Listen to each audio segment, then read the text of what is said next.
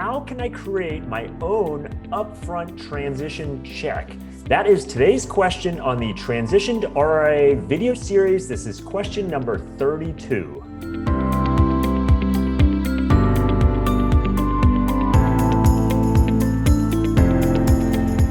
Hi, I'm Brad Wales with Transition to RIA, where I help advisors just like you understand everything there is to know about why and how to transition to the RIA model. So today's question, a little different setup than my normal videos. You can tell the background here is a little different because I'm at my home office because I'm going to bring up a screen share here to go over some math today, a little math lesson, if you will. And this question dovetails off of one of the white papers I wrote. Which if you haven't seen my white papers, and if you're not on the website currently, if you head on over to transitiontoria.com, there's a link right there at the top, white papers. I encourage you to take a look at that. But one of those white papers is the 11 ways the economics of the RIA model are superior to other advisor affiliation options. So obviously it goes over 11 different ways the economics of the RIA model are superior to those other options.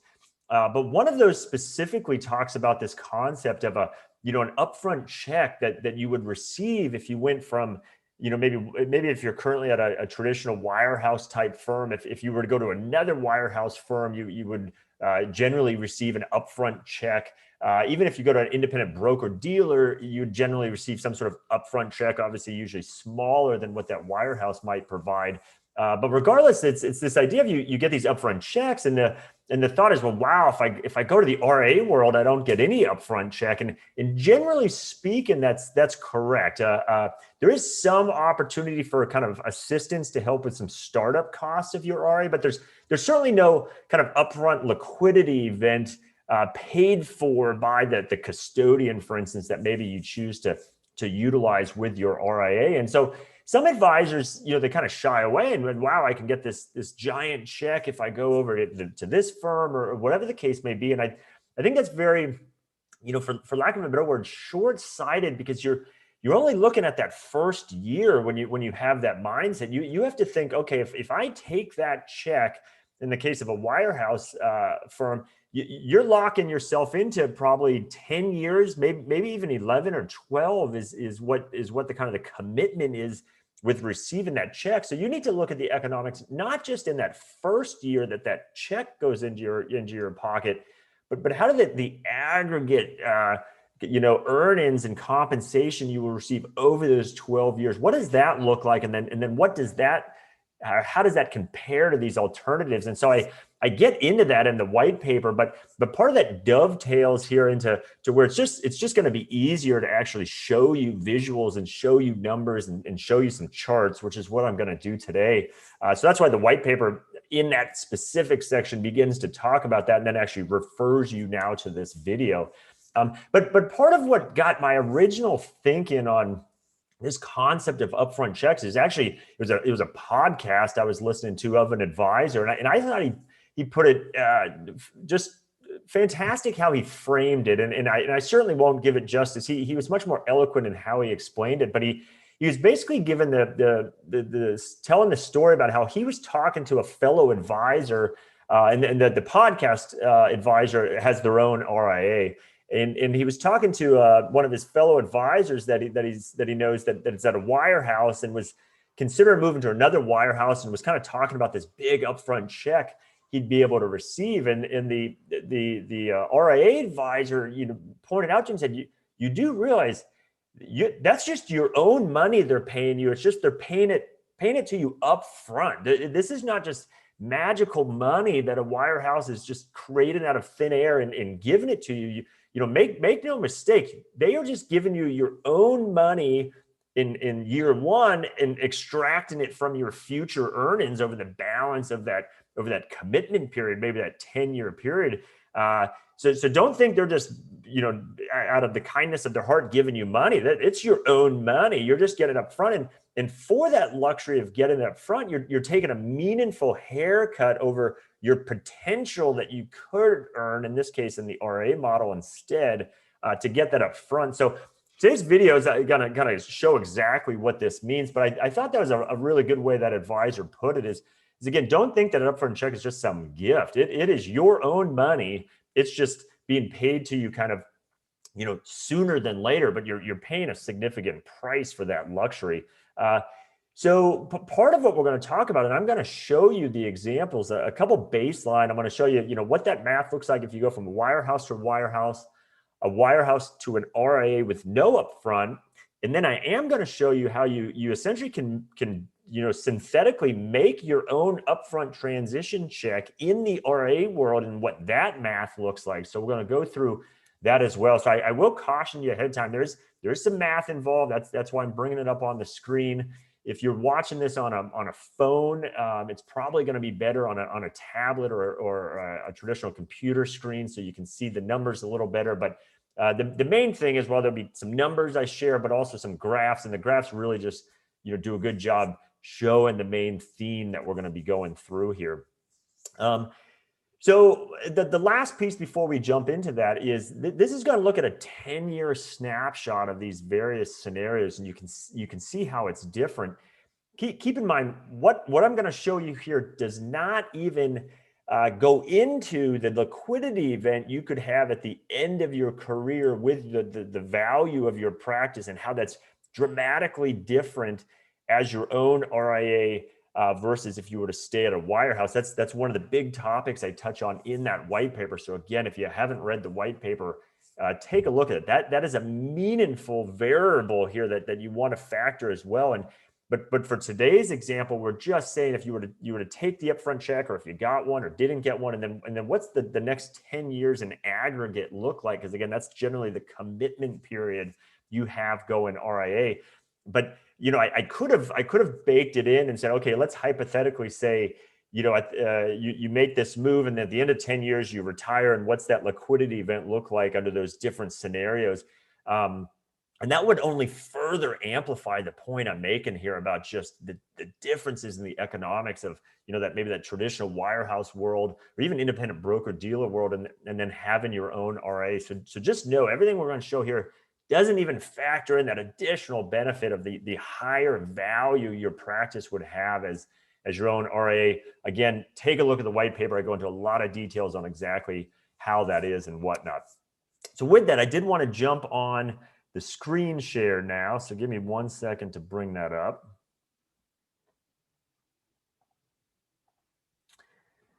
So here we go, and this is what we're going to look through the math on. So you can see as the title, how do I create my own upfront transition check, and then of note here, but should you? And I'm actually going to show you how arguably you're generally better off not taking an upfront check. And I know that sounds crazy, but bear with me. I'm going to walk you through that. However, to the degree there is some need you have to kind of have that year one extra cash flow in the form of kind of an upfront check, I'm gonna show you how you basically can make your own and what those economics look like as well. And then there at the bottom, just a standard disclaimer that this is a kind of a hypothetical example. I give some general numbers, of how payouts work and how the growth might work and those sorts of what the upfront check might be.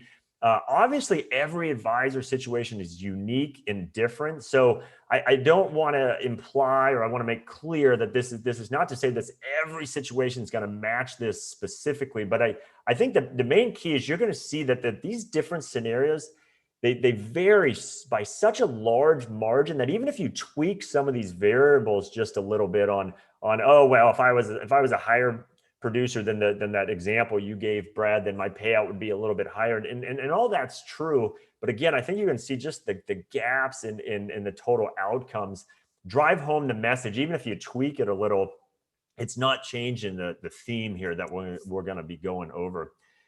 So with that, let me jump in. So first slide here, don't worry. I know this seems, oh gosh, you got this small writing up in the left-hand side. The reason that's sitting up there is because I do want to just leave that up there throughout the presentation here, because as a reminder of the hypothetical scenario we're talking about here. So just to recap, we're going to be taking a hypothetical $1 million producer. So last trailing 12 historical gross revenues, whatever term you want to use is $1 million. They're currently at a wirehouse. And the idea is, okay, if they were to make a move, what would those scenarios be? So you can see the $1 million producer. We're going to assume if they were to go to another wirehouse, they could get a check for roughly 150% upfront. Again, very simplified example. Usually it might be like, 120% upfront, then you got to earn out some 30%, and maybe these even a little more. But for simplicity's sake, we're assuming 150%, so that'd obviously be $1.5 million. And at that wirehouse payout, we're gonna assume 40%. And you might say, well, no, it would be higher than that. I did a whole video on this about talking about how you can't, whatever the grid rate is at a traditional wirehouse. And I have this conversation with advisors all the time. I said, well, what is your current compensation? They usually quote that grid rate. And for a number of reasons, I challenge you to think through that. Almost guaranteed what you are receiving is less, and sometimes meaningfully less than whatever you think that grid rate is. Again, I did a whole video on walking you through that. I encourage you to look at as well. So with that's where we get to that 40%. And again, whatever your situation is, if you're a $2 million advisor, you might say, okay, well, grid rate is 47. I'll take a little off that, so that gets me to 44. Again, you can adjust all these things. It's just an example. And then the last variable there, the 65% RIA take home. I did a whole video on this as well, talking about what can I generally expect as my own RIA to take home at the end of the day, after I've covered all my expenses. And for a reasonably run, reasonably sized RIA, you can generally expect in the range of 60 to 70% take home there. And I did a whole video on that exact topic that talks through all the variables and why you might fall, towards the lower end or higher end of that range, or what could cause you to go outside of that range. So I encourage you to look at that as well. But the reality is we're going to pick just that midpoint for our example here of a 60% RIA take-home pay. So the first thing we're going to look at here is, and again, it's math. I'm going to bring up charts after each one of these, so don't feel that you need to study every number on here. But I did want to, validate that this is actual numbers here. This is not just random charts I've made. And so this is looking at, okay, if you're at that current wirehouse and you were to move to another wirehouse and get that $1.5 million check, how does that aggregate math over the 10 years work out? And again, you can't be thinking just year one. If you take that check, you're committing to, again, generally about 10 years. Sometimes it's even more, but we're going to use 10 years. So if you're committing to that, if you want to leave halfway through, they're going to want half of that check back usually. So the mindset needs to be, okay, what's it going to look like over the 10-year period? So you can see in our wirehouse to wirehouse example here, kind of three lines here I have on the screen. The first is startup costs. Now, in the wirehouse to wirehouse transition, as you can see, there's nothing listed there because there is no startup cost. The firm provides any costs that are involved in the transition, they pay for you, right? That's the receiving broker dealer, if you will. That's one of the benefits perhaps of making a wirehouse to wirehouse move. There are going to be startup costs in our example when we go into the RIA model. So that's why I wanted it here in the chart, because I'm going to fill that in when we go to the RIA model. But you can see here in the wirehouse to wirehouse move, again, there's no startup costs. The next line here, the upfront, again, the upfront check. In year one, you get that $1.5 million. And then, of course, there's nothing after that. It's an upfront check. But, in aggregate, when we add that up over 10 years, again, it's 1.5. And then what I did on this income is, again, that's a $1 million producer. That's a 40% payout is $400,000. Now, I understand during a transition in that first year, you don't instantly move all of the clients on day one and then instantly get a full, in this case, $1 million in that first 12 months. But for simplicity's sake, we're just going to assume that. And the reason that's okay to do is because I'm going to use that same methodology on every single scenario. So, we could have done it and said, oh, in that first year, because of the lag time of moving accounts, well, as opposed to being at 100% of your historical, million, maybe it was only 90% that first year, and you only get back up to that million in the second year. We could have done any of those scenarios. The key is just that it's the exact same methodology applied to each scenario. And that is what I've done here. So for simplicity, just for easy math, I said, we're just going to assume you kind of magically all do it on day one and get that full year's earnings. So in that first full year, you see 400,000. Again, $1 million producer, 40% kind of take home after adjustments to the grid, as I talk about. 400,000. And then for each of the remaining 9 years here in our 10-year model, I put a 3% growth rate on that. And again, I'm consistent in that, which is, saying whether it's because of the market or your prospecting activities, or you're getting a larger share of wallet with your clients, that you're growing at 3% a year. So when you factor that in, that's why these numbers increase. And so the idea is, okay, under this wirehouse to wirehouse move, under the variables we just discussed, in that year one, it's going to be a huge year from a cash flow perspective. Now, keep in mind, the way these are generally structured, you actually have to pay taxes on that upfront check over the 10-year life of the loan. That's not going to change our example. So I just want to point that out. This is from a cash flow perspective, not necessarily from a taxes perspective. So in that first year, you can see here, $1.9 million. That's a lot in that first year, and especially if you were $1 million advisor and you were getting a 40% payout at your prior firm, so it's 400,000. So you were going from 400,000 all of a sudden, wow! And this next year after I made this move, like $1.9 million came in my pocket. And that is true. That is a large number that comes in, but we're going to see how that compares to the other scenarios. But then if you go out here to the far right, that's the aggregate. So that's included the aggregate total, a little over 6 million. So that's including that upfront check.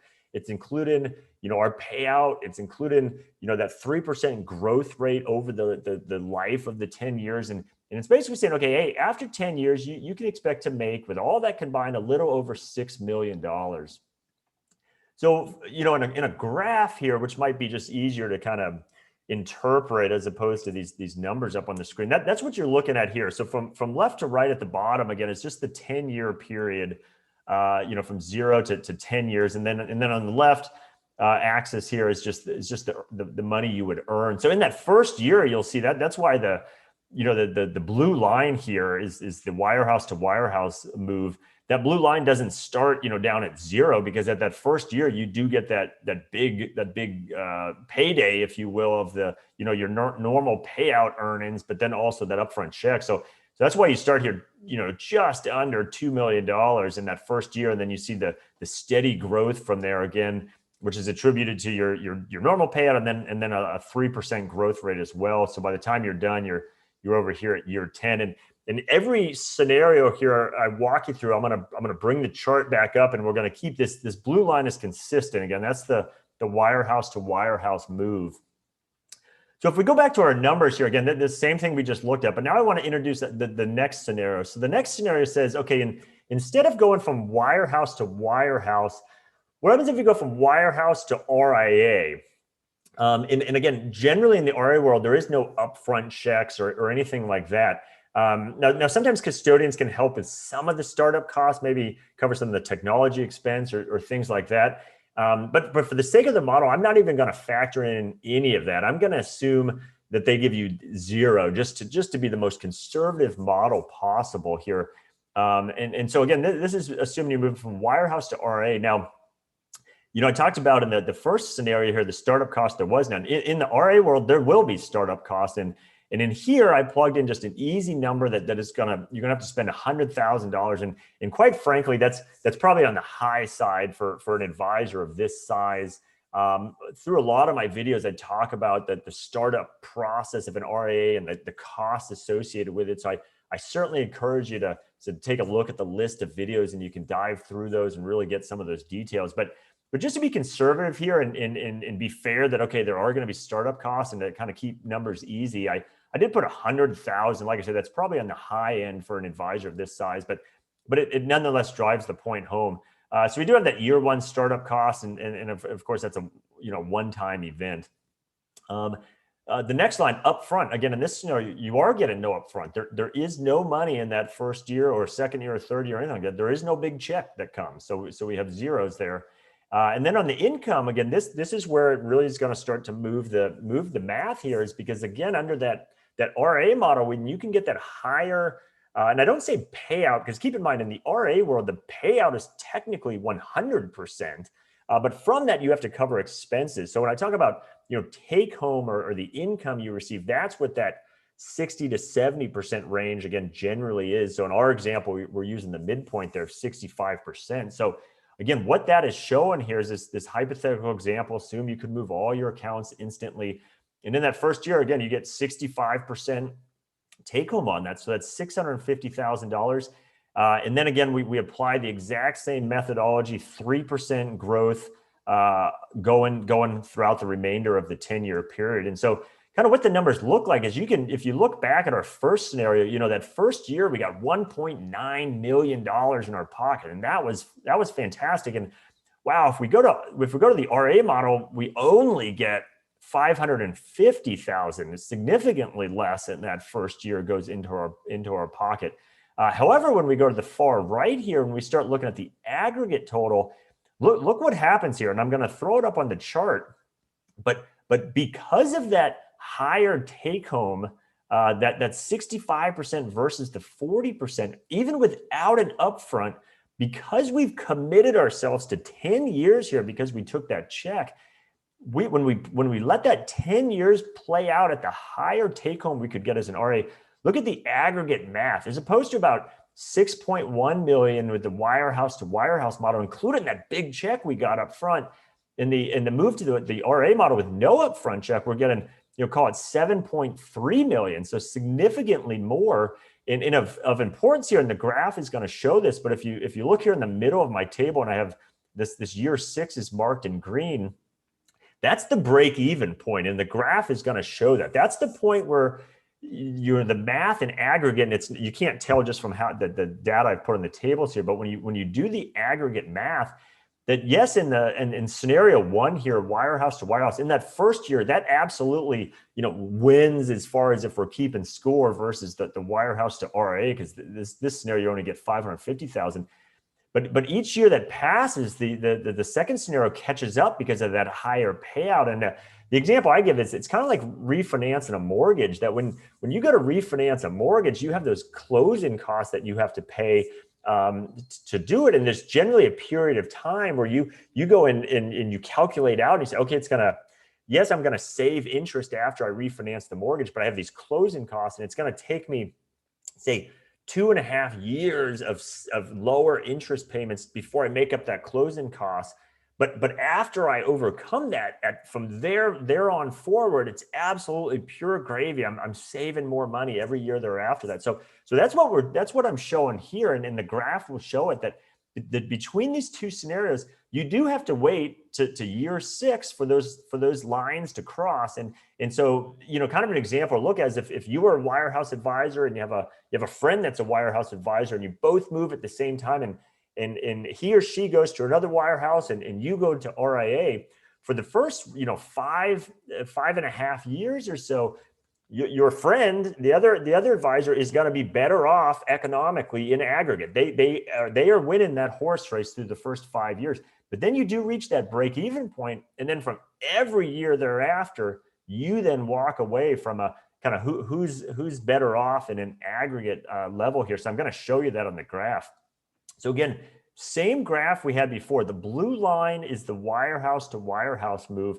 But look what happens here. The orange line is the advisor that instead goes RIA. So over here in year 1 on the left, significantly less in year 1 because we're not getting that big upfront check. So significantly less.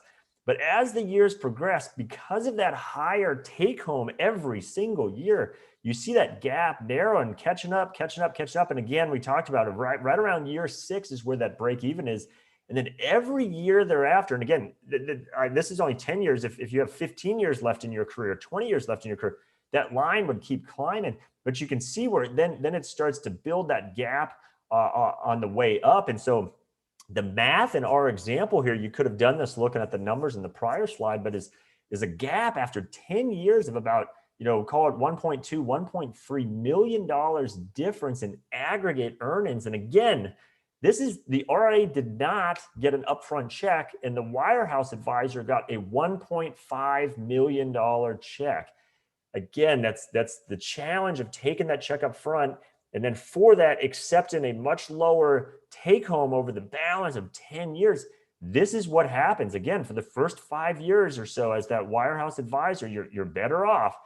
But then once you pass that line, it is what it is. The RIA becomes much better off. And keep in mind, again, you as the wirehouse advisor, you don't get to take that upfront check and then be, oh, at that break-even point, I'll leave then and I'll go start my RIA then, because the wirehouse is going to want back a prorated amount of that check. You don't get to just keep that. You're in it for the full 10 years. So you do. That's why I say you do need to consider the aggregate math of the full 10 years.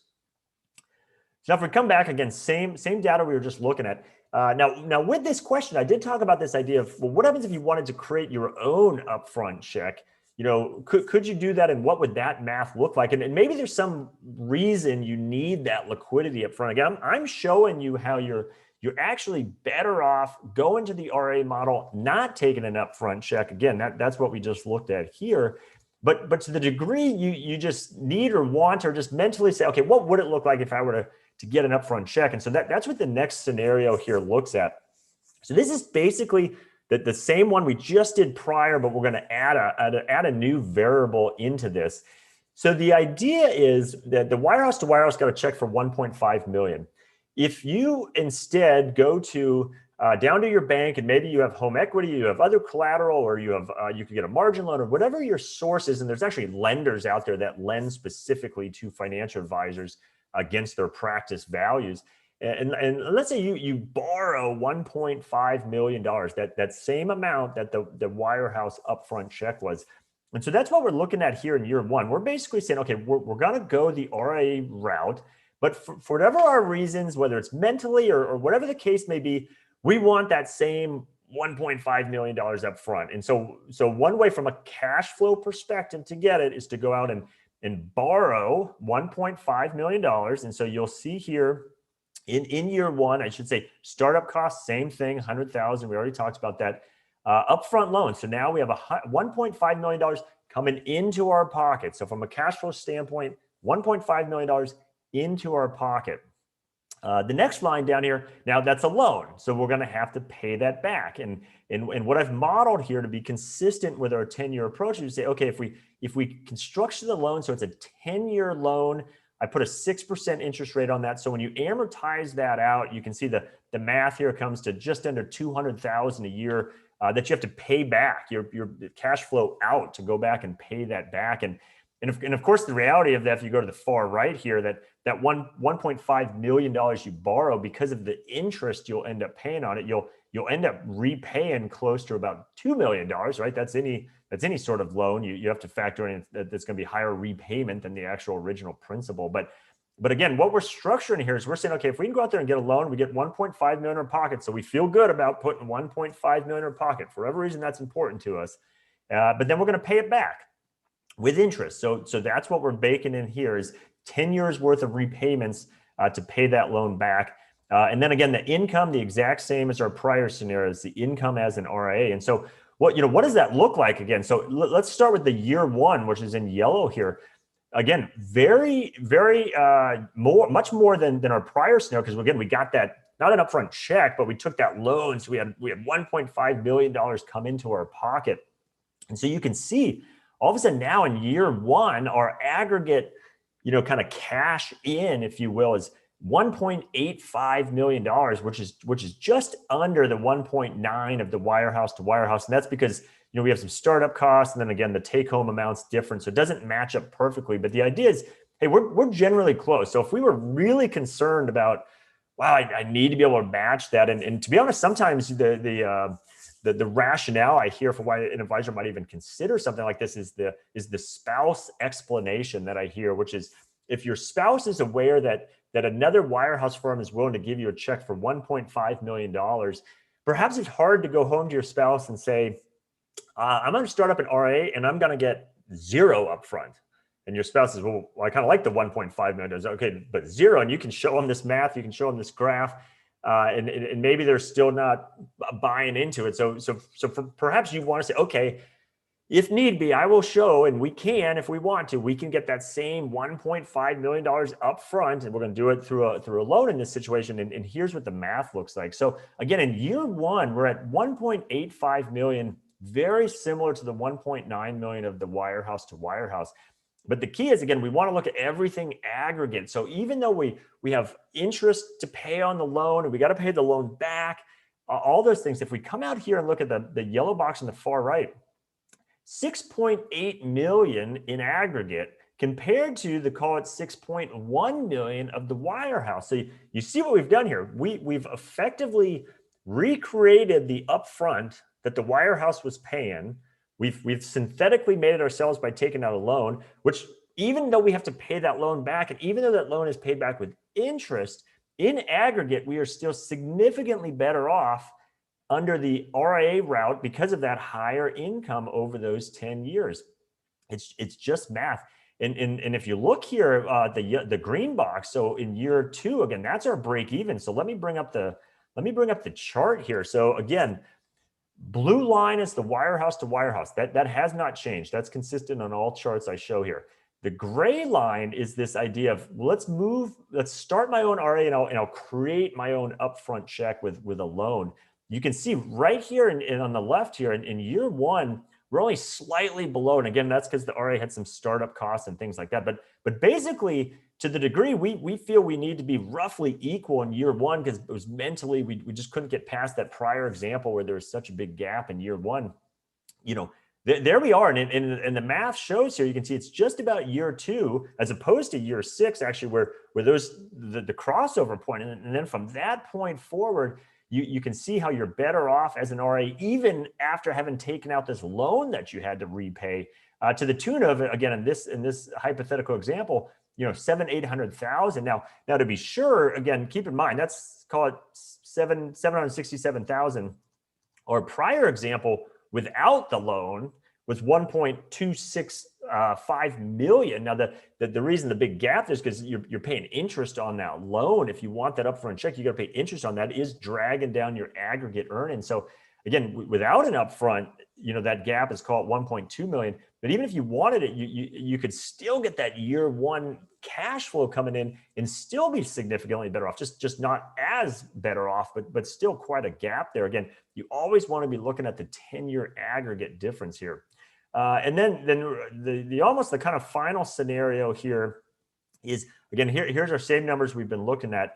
But the final one is the exact same thing we just looked at. The only difference I'm making with this final one, just to show you, is as opposed to doing a 3% annual growth rate, I wanted to show you what it looks like if that's bumped up to a 5% annual growth rate, with the argument being that as your own RIA, you will have significantly more flexibility of how you go out and market yourself and how you position yourself in the community. And you won't have those handcuffs that tell you can or can't talk to the media, or you can or can't do a podcast, or you can or can't do this kind of client event. As your own RIA, you'll be able to decide all of that. And so generally speaking, there's every reason to believe that you will be able to grow faster as your own RIA than you can with these handcuffs on in a more captive environment. And so I wanted to show what that looked like, but I didn't want to overshoot that. I wanted to just give a modest increase to show you how that plays out. So as opposed to just a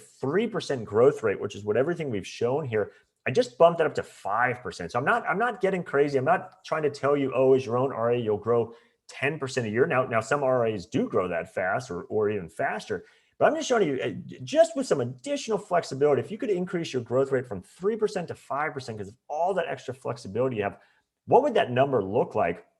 And again, here you can see, our first year on the left, everything's the same there, but the bottom right here, the yellow line, that's where it really starts to move, because when we're growing our revenues at a faster rate, and then we get a higher take-home amount on that, that's where that really moves the needle. So you can see $7.5 million roughly in that scenario of saying, hey, with a wirehouse, and this is with building an upfront in there, but we're going to have faster growth. So let me jump to the chart here. And so here you can see this again. Blue line is the wirehouse to wirehouse. Yellow line is we're saying, hey, we are going to create our own upfront. So we do get that luxury in year 1 here on the left. We are going to have to pay interest back. So that's gonna kind of slow down our aggregate growth otherwise. But because we're an RIA, we're going to grow slightly faster than we would have had we stayed in the wirehouse were. And so that's what this shows. And you can see all of a sudden now we're up to this $1.49 $1 million. I mean, the gap just really starts to move apart here. And again, this is with creating your own upfront check. So if you mentally think, I have to have money upfront, this is with that upfront check. Now, the last thing I would show you, again, we just talked about the math here. If you go back and you look at what I've shown you here in the tables and the charts, the best scenario from how big you can grow that gap was to not take an upfront check. If you can stomach the idea of not getting an upfront check upfront and just waiting patiently for your earnings to come in and not have to pay interest, to kind of have the luxury of getting some of that upfront, that was your highest payout or highest kind of aggregate earnings. So if you look at the second table here was the wirehouse to RIA with no upfront. That was essentially our biggest one until we put in that higher growth. And so the final chart I wanted to show you is, well, geez, Brad, you haven't shown me what happens if I do wirehouse to RIA. I don't do the upfront because you've shown me the math. I'm actually better off not taking the upfront. But go ahead, give me that slightly faster growth rate as well because I'm my own RIA. And so that's what this one shows. And so this is the biggest example. Again, blue line is wirehouse to wirehouse. Orange line, we're starting up our own RIA. We're not getting it up front. So year one is yes, it's absolutely painful. We are way behind versus where we could have been had we just gone to another wirehouse firm. But give it time. Year 2, year 3, year 5 again. Now we're crossing over a little earlier than we did in the example before, which was around year 6. And then, of course, from there on out, as we move to the right there out to year 10, the aggregate earnings, the gap just widens up again. In this example, almost $2 million difference. And so again, it sounds counterintuitive, but what I'm showing you, what this graph is showing you, is the idea of, wow, if you don't take an upfront check, you do get the benefit of an RIA with the higher take-home payout, if you will, and the ability to grow even just slightly faster. Look at what that does, in aggregate over 10 years. And again, you do have to be patient. This is going to take you, call it 5.5 years before you reach that break-even point to where you're better off. But again, if you take that wirehouse check, you're committed to 10 years regardless. So if you just have to accept, okay, it's going to be 10 years. If that's the case and you have to stick it out for at least 10 years before you can make some other change, why not patiently wait till you're 5.5 and then just be absolutely better off, every year thereafter? And again, that gap I'm showing here, that still doesn't factor in the significantly higher value your practice will now have that you could sell it for versus what you could get with a wirehouse, as they say, sunset plan. If I were to build that into year 10 and hypothetically said, okay, you're going to make a move and exactly at the end of year 10, you're going to sell your practice. I mean, that would really expand the difference even further. Check out the white paper. I go into a lot of details on those differences and really explain a lot of that, so you can learn more about that there as well. But I did just want to show this gap and this difference here. And again, to be fair, disclaimer, this is a hypothetical example. Every advisor situation different because of your exact production. Maybe your payout, even after the different things are adjusted from it, might be a little higher than 40%. And so maybe that closes the gap some. But even take our example here. We have close to a $2 million gap. Even if you wanted to say, well, Brad, my payout actually is a little higher, or whatever the case may be. I mean, do whatever you want. Lop 25% off this number. Lop 50% off this number. You could cut it in half because you think, oh, well, you're again, give me a little more credit on the payout if I were to go wirehouse. You could lop it in half. It's still $1 million difference over the 10-year aggregate period. So I just encourage you to, think this through and realize the differences of what all is involved there. So with that, let me turn this off. With that, I hope this was helpful. I know it's a lot of math. I know there's a lot of information up on the screen, but I do want you to think this through and don't think that, oh, wow, in the RIA world, I don't get an upfront check and I could get this giant check over here. That's all. It's a mental exercise. You need to consider the math for the entire 10-year period. And that's absolutely something I help advisors think through all the time. And again, you can start if you want, jump on that white paper and get a read on it. All of the information on this topic. And then again, there's, like I said, 11 different ways I outline of how the economics are better in that white paper. So like I said, my name is Brad Wales. I'm with Transition to RIA, where I help advisors just like you understand everything there is to know about why and how to transition to the RIA model. Today's video, perfect example of that, going over the economics in detail. If you want to get really granular, I'm more than happy to do that and say, how would that work if I were to make a move from where I'm at now to maybe a different affiliation model? And by the way, same kind of thing here applies. If you were to go to independent broker dealer, you would get an upfront check, and yeah, you'd have a little higher payout. But again, the math would eventually catch up under the RIA model as well. And so that's what I help advisors with, is think through all these different scenarios. I'm more than happy to have that conversation with you as well. Really dive into the economics, because that is a really important part about the RIA model and how it can be a benefit to you. So I hope you found value in today's video, and I'll see you on the next one.